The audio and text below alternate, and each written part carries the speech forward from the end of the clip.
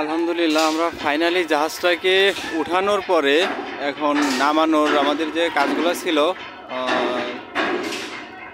কাজগুলো শেষ করার পরে এখন জাহাজটাকে আবার নামানোর প্রস্তুতি নিচ্ছি।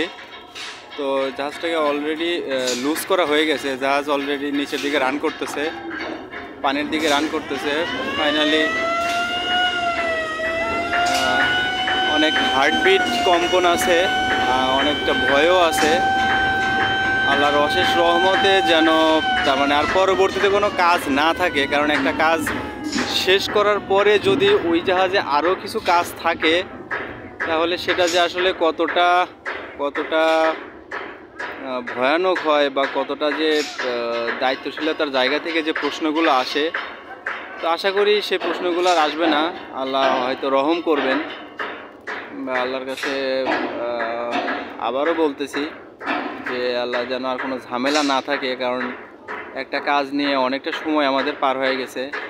আশা করি যে ফাইনালি আমরা সাকসেস হব বা সাকসেসের আশাটা করতেই পারি। পরবর্তীতে যখন জাহাজে উঠব বা জাহাজে আবার দেখব, ভিজিট করব, তখনই ফাইনালি বলতে পারবো যে আসলে আমরা সাকসেস ছিলাম কি না বা আমাদের সাকসেসের সেই জায়গাটা আছে কি না।